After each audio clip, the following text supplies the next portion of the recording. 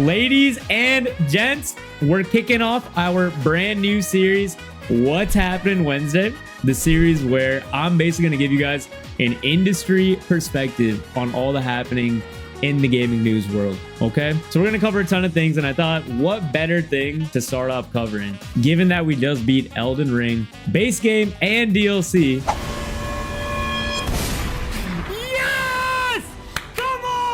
Then covering Elden Ring Nightreign, which is the brand new roguelike game from FromSoftware, which is crazy to even say that sentence, man. So we're going to talk about how this is like the biggest gamble that FromSoftware is doing. But before that, rewind. We need to talk about what is this, because I know some of you be living under a rock or don't have a phone, okay? And what Elden Ring Nightreign is, for those of you who don't know, it was recently announced at the Game Awards. Surprise announcement. Right now, I am proud to present a brand new standalone game. Please watch. No one saw this coming, bro. Everyone thought, hey, we're surprise announcing a new Elden Ring game. We thought, DLC, maybe something building on Shadow of Retreat. No, brother. They said this is a roguelike standalone game, which is crazy. And to level set on how crazy that is, we gotta do some numbers, some diving in the numbers on just how insane FromSoftware is at making single player games to why in the world would they make a roguelike, okay? So taking a look, bro. First one we're going to take a look at Sekiro. 2019 Game of the Year. Grossed $600 million. Bro, people would love if their AAA game grossed $600 million. Most recent one, Elden Ring, the base game.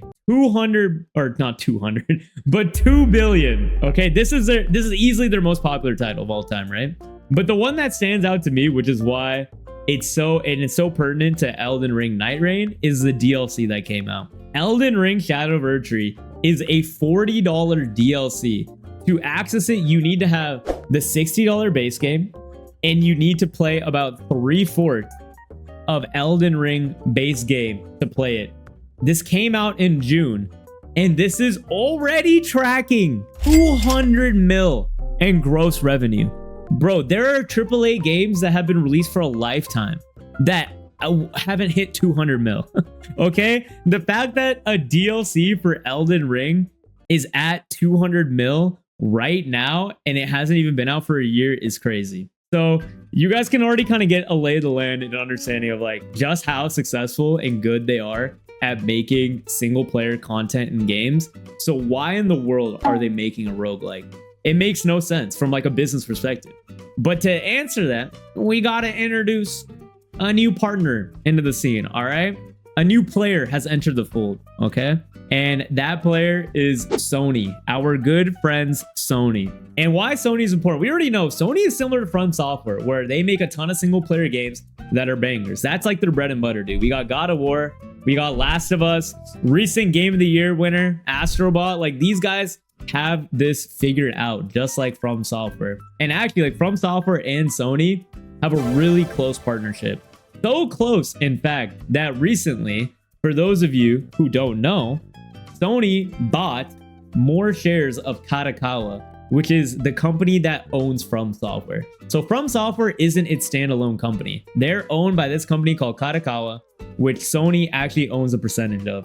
And what Sony did is they bought, you'll see right here, Sony acquired 12 million shares, upping their ownership percentage to 10%. And why this is important is because Katakawa was looking essentially for someone to buy them. They're a traditional media company. Like, they have a games division, but they do like traditional media, like make anime TV shows. They publish like manga, anime. They own like a lot of publishing things. So like they do a lot of things. So Sony was like, yo, we love working with FromSoftware. We have a long-standing partnership.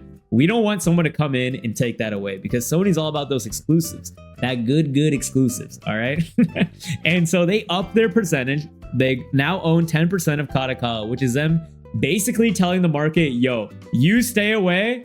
These are our guys. FromSoftware, we're their primary partners. All right. FromSoftware and Sony have a really strong partnership where they've already produced exclusives on the platform. We got Bloodborne, which I know I know y'all are starving. My Bloodborne fans, I know you guys are starving, and I'm sorry, but you got Bloodborne, you got the Demon Souls remake. Like, they have made exclusive things for the Sony platform only because of that partnership they have, and this is only going to increase moving forward now that Sony has bought more of the company. So this is really important to remember. Remember this in the back of your mind for later, because we're gonna touch on this later. Sony owns Kadokawa, and what this means is that FromSoftware and Sony are essentially partners, where Sony is probably strongly advising, emphasis on strongly advising FromSoftware on maybe things to do, game direction, maybe not like creative, but like, hey, we'll push your game in these marketing channels, we'll invest money to, you know, blow it up a little bit, or like, we'll help you get it to where it is and make it an even bigger event than it is. And for FromSoftware, they already know they have a great relationship with Sony. So like, let's keep this going. So what this is you have a really big publisher in Sony, and then the creative studio that makes bangers and FromSoftware, who have synergies already, expanding their partnership, and they're both publicly traded companies. And when you're publicly traded companies, man, there's this thing called shareholder value. Where every year you have to set goals to increase your profits. That's just how publicly traded companies go. This is where Elden Ring Nightreign comes in, and it being a roguelike. We know that Sony is throwing all the money at the wall trying to make multiplayer games, man. For those of you who don't know, their recent flop, which they're trying to put under the rug at this point now, is Concord. This multiplayer game they invested $400 million into. They wanted this game to be the poster child of Sony, man. Like what Astrobot is right now, being the mascot for Sony and PlayStation, they wanted Concord to be this. They put everything into this, bro. And it utterly flopped. Like, they took the game off the market. You can no longer purchase it. They had this game in a TV show. Do you know how insane that is? Before it was released and people played it and enjoyed it. They thought this was gonna be their thing, man. So Sony is really trying to figure out this multiplayer thing. But with the catastrophe that was Concord, they recently, actually this past week, man, they have canceled a slew of their live service games. They had a God of War game in the pipeline they canceled. They had a Spider-Man live service game canceled. They had a Twisted Metal game canceled. And they had many more. I think a Horizon one as well, too. Their strategy was like, with Concord, just throw a ton of money at this genre of multiplayer games and hope something sticks. So with none of those working and them canceling all of them essentially, you might be thinking, okay, wait, if Sony's like stepping back in investment, why would they actually want something like Elden Ring, you know, Nightreign to exist? And why would they want to work with FromSoftware? And this is because just because Sony is canceling this does not mean they're switching their strategy. Because again, the golden thing for these publicly traded companies is expansion. Sony wants to expand into the multiplayer genre, but they were like, this strategy isn't working. Let's use FromSoftware, a company that, one, we know their quality excellence, like their quality bar is incredible. Like, everyone here would buy a FromSoftware title without second thought. Like, they have earned the trust of gamers. The Elden Ring name itself, the fact that this is an Elden Ring standalone game, right, means that it is a separate experience from Elden Ring. It's a roguelike. It's a multiplayer game. It just has the Elden Ring name. That's really like, that's kind of where the similarities are ending, is what they've said. But they know that that name sells. And that's what Sony knows as well, too. They're like, yo, even if this game isn't good, they're probably going to recoup their money and it'll be fine because of just how good FromSoftware is as a studio.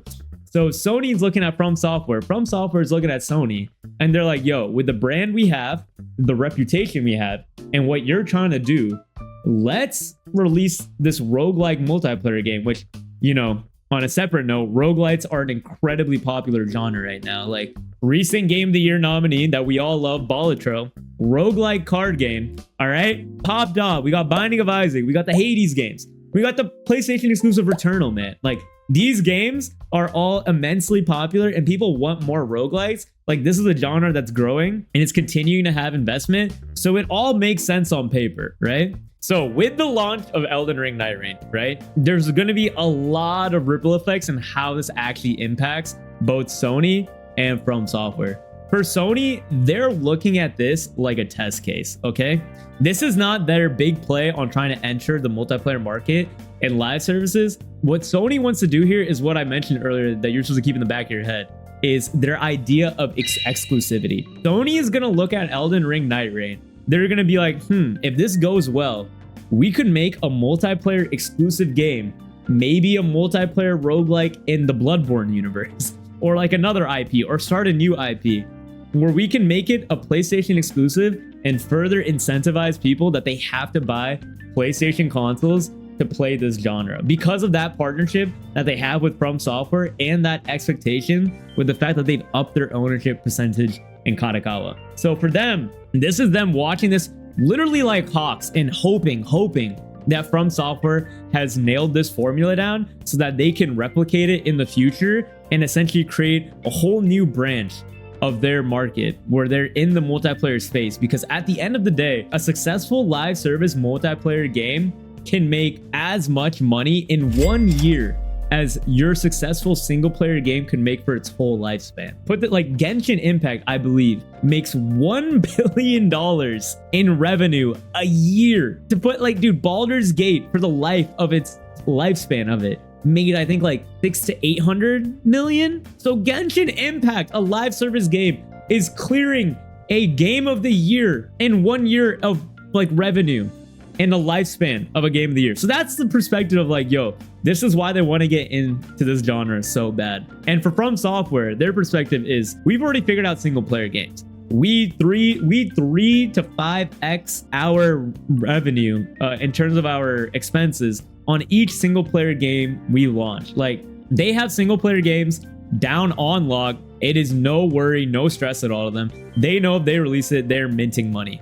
For them, you know, going back to the idea of expansion, their expansion is, if we can tackle multiplayer games too and have a single player division and a multiplayer division and have them do their own things, both generating revenue, this is incredible for FromSoftware, incredible for their parent company of Kadokawa, and it makes Sony happy as well too, because of what we talked about previously. And as a creative studio like FromSoftware is, you care about revenues and profits, but you more so love the idea of having creative freedom and direction. And FromSoftware has earned that with single player games, but I know for them, if they earn this for multiplayer games too, they're gonna have a double, triple green light from Kadokawa and Sony to do whatever they want. This is going to let them launch new IP, do offshoots of old IP, you know, revive things, whatever they want.